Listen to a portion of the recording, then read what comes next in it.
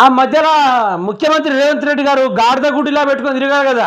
మరి ఆ బీజేపీ 8 ఎంపీలు, ఈ కాంగ్రెస్ 8 ఎంపీలు ఏం చేసేలా అంటే 16 మంది కలిసి ఒక గుడ్డును పెట్టిళ్ళు. ఆ గుడ్డు ఏంటంటే గాడిద గుడ్డు. ఆ గుడ్డు ముచ్చట ఇక తెలుసుకుందాం.